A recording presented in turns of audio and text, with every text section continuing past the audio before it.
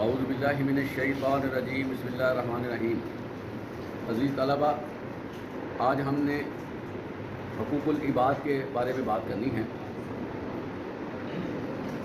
دین اسلام وہ دین ہے جس نے 1450 سال پہلے ہی ہر ایک شخص کے حقوق مقرر کر دیے تھے اور پورا چارٹر دیا ہیومن رائٹس کے حوالے سے کہ لوگوں کے ساتھ آپ کا رویہ، آپ کا تعلق، آپ کا تعاون کس طرح کا ہونا چاہیے۔ اور اس وقت جتنی ڈیولپمنٹس ہوئی ہیں، جتنی سویلائزیشن ہمیں نظر آتی ہے، اس کا سر چشمہ اور منبع دین اسلام ہے۔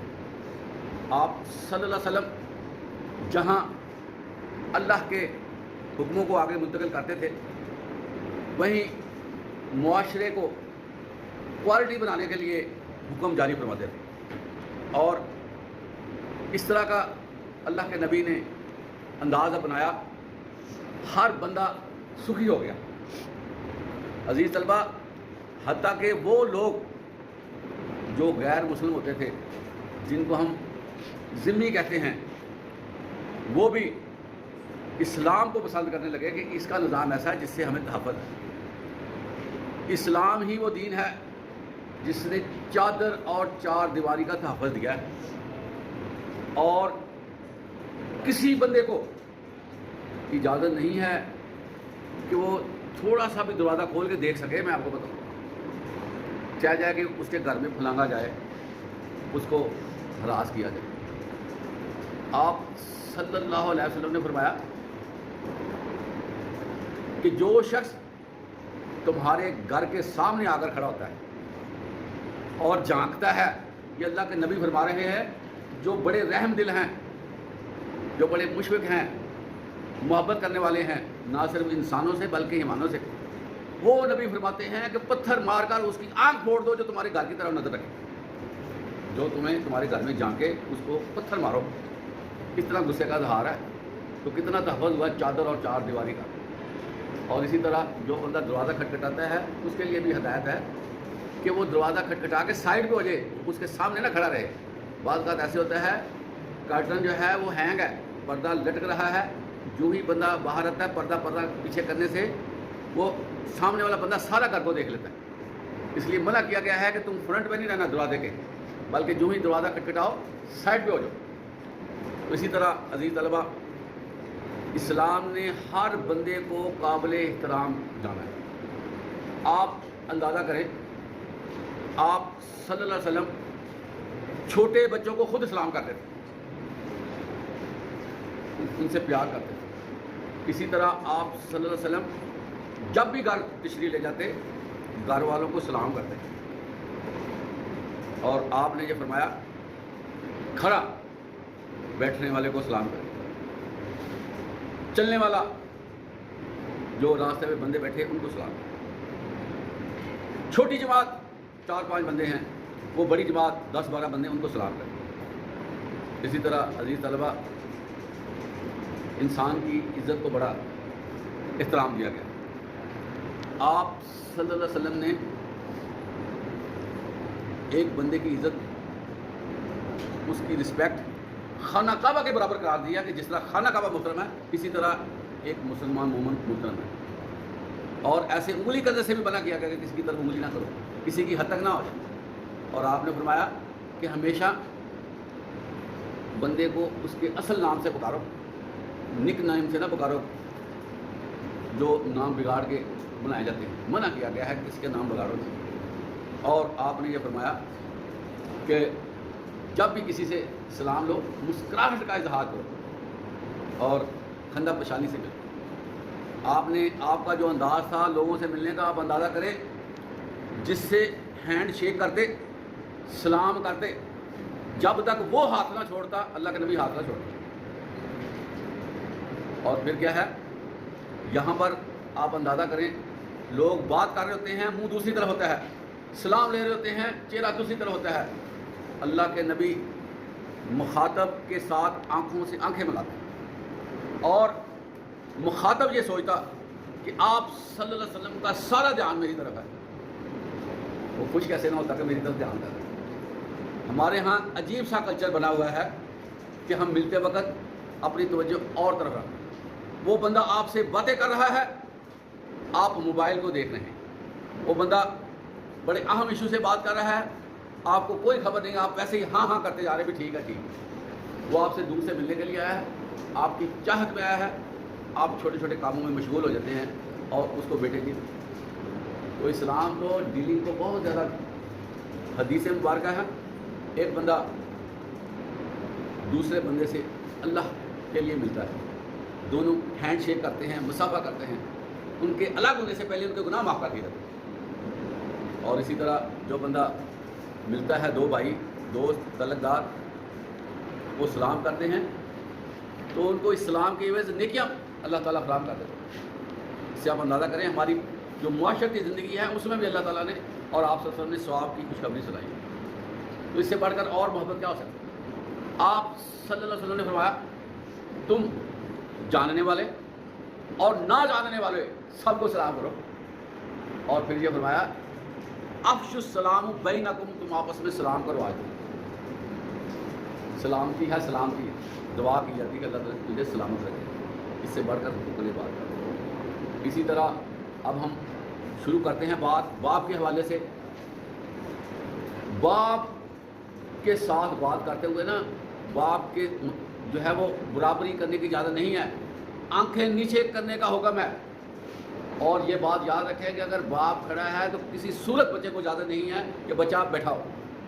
اسی طرح عزیز طلبہ, اگر باپ چل رہا ہے اس کے ساتھ اس کا بیٹا چل رہا ہے, اس بیٹے کو ہدایت ہے کہ ایک قدم وہ پیچھے رہے تاکہ باپ کا احترام ہو. اور عزیز طلبہ آپ دیکھیں باپ کا احترام, اس کی عزت, کہ اولاد کو باپ کی ملکیت قرار دیا گیا کہ تم اس کے جو ہے وہ ملکیت میں ہو, جیسے چاہے تمہارے ساتھ سلوک کرے. اور باپ کی عزت بچے کی نگاہ میں یہ رکھی گئی ہے پوری دنیا کے انسان, ان سب انسانوں سے زیادہ تمہارے لیے سب سے زیادہ قابل احترام تمہارا باپ ہے.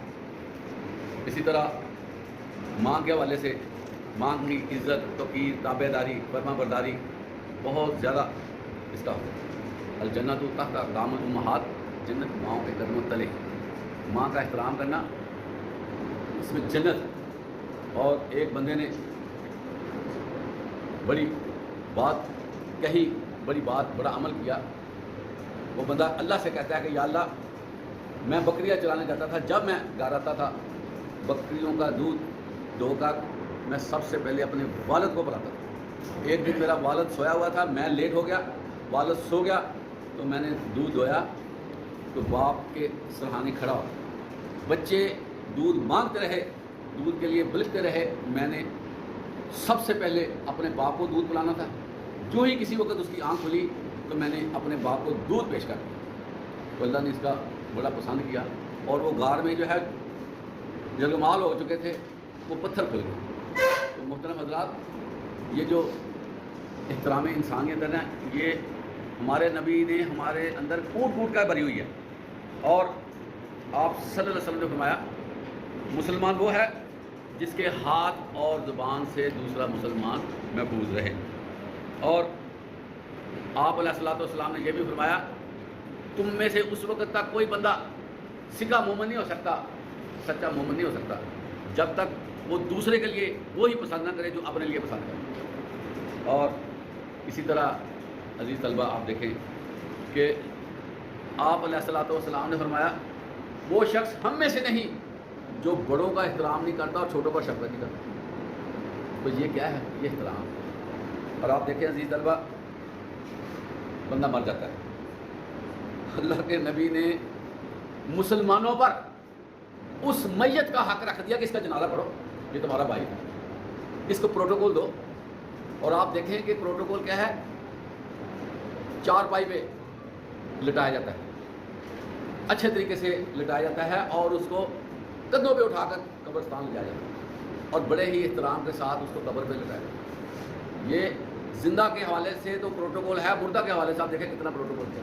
اور یہ بھی کہا گیا کہ 3 دن تک تم اس کے سوگ میں رہو, اس کا پروٹوکول یہ ہے. اسی طرح عزیز طلبہ پڑوسیوں کے حوالے سے بھی آپ کو پتہ کتنے حقوق ہیں. آپ صلی اللہ علیہ وسلم کیا کرتے ہوتے تھے, جب کوئی کھانا بنانا کہنا کہ ان کو پڑوسیوں کو دو, اور یہ حکم ہمیں دیا گیا کہ اگر تم نے کوئی گوشت والی آئٹم بنائی ہے تو اس میں پانی زیادہ ملا لو تاکہ پڑوسیوں کو دیا جائے۔ اچھا یہ بات بھی آپ ذہن میں رکھیں، کوئی ضروری نہیں کہ مسلمان ہونا ضروری ہے پڑوسیوں کے لیے، یہودیوں کے گھر بھیجا کریں اور پڑوسیوں کا احترام کرنے کا کہا گیا کہ اس کے بارے میں پوچھو۔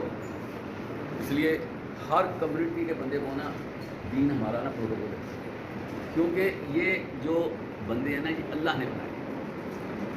آپ علیہ الصلوۃ والسلام نے فرمایا من لا یرحم لا یرحم، جو رحم نہیں کرتا اس پر رحم نہیں ہوگا۔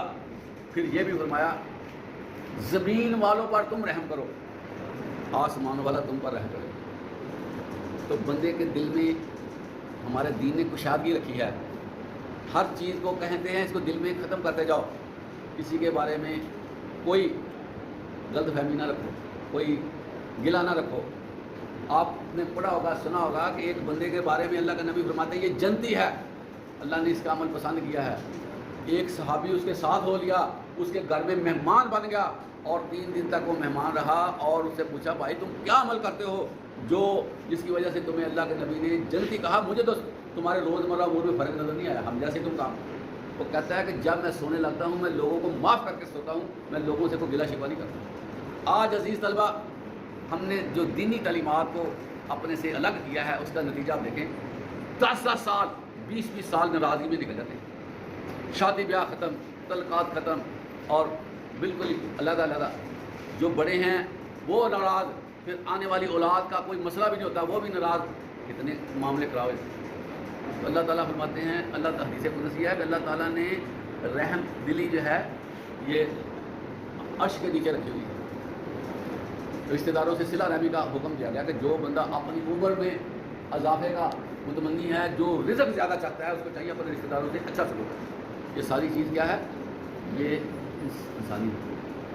آپ نے فرمایا کہ کسی جانور کو بھی تکلیف نہ دو، اس سے بڑھ کر کیا ہو سکتا ہے؟ تاکہ جانوروں نے بھی شکایت کر دینی ہے کہ میرے ساتھ میرے مالک نے ایسا نجائز مارنے سے منع کیا گیا، اور اس کو وقت پہ کھانا اور اس کے پانی کا، اس کے اچھے جو ہے رہنے کا انتظام کرنا یہ مالک کی ذمہ داری ہے۔ تو یہ ساری چیزیں عزیز طلبہ حقوق العباد ہیں۔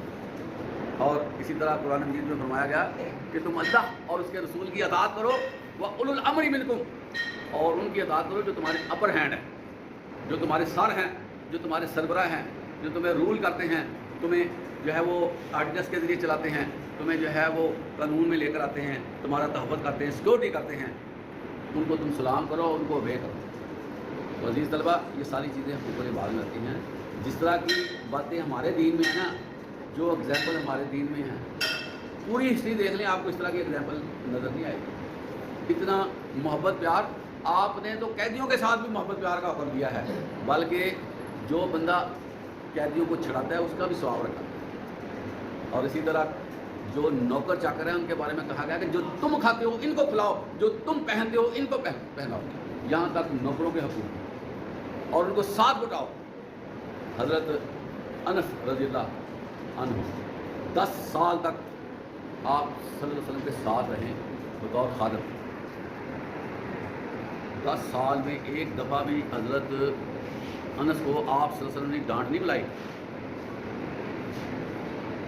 اور اسی طرح حضرت زید آپ کے ساتھ غلام بن کے آئے تھے، آپ نے ان کو آزاد کر دیا، اور جب ان کے والدین حضرت زید کو لینے آپ نے جانے سے انکار کر دیا کہ میں نے محمد صلی اللہ علیہ وسلم کے ساتھ رہنا ہے، مجھے ان کا ٹریٹمنٹ اچھا لگا، ان کا برتاؤ میرے ساتھ اچھا ہے، ان کا سلوک میرے ساتھ اچھا ہے، ان کی ڈیلنگ میرے ساتھ اچھی، میں نے ان کے ساتھ رہنا۔ تو عزیز طلبہ مسلمان تو وہ ہے جب کسی کو ڈیل کر لے، جب کسی کے ساتھ چند لمحے گزار لے، وہ اس کو عمر بعد یاد رکھے کہ یہ بندہ مجھے ملا تھا، یہ مسلمان تھا، مجھے ملا۔ اور عزیز طلبہ سارا اسلام محبت سے پھیلا ہے، ڈیلنگ سے پھیلا ہے، اور لوگوں کے ساتھ تعاون سے پھیلا ہے۔ تعاونوا علی البر والتقوی، لوگوں کے ساتھ نیکی اور بلائی کے ساتھ تعاون۔ یہاں تک اللہ نے حکم دیا ہے نیکی اور پرہیزگاری کے کاموں میں لوگوں سے تعاون کرو، اور آپ صلی اللہ علیہ وسلم خود لوگوں کے ساتھ تعاون کرتے تھے، لوگوں کو فائدہ پہنچانا آپ صلی اللہ علیہ وسلم کا وتیرہ تھا۔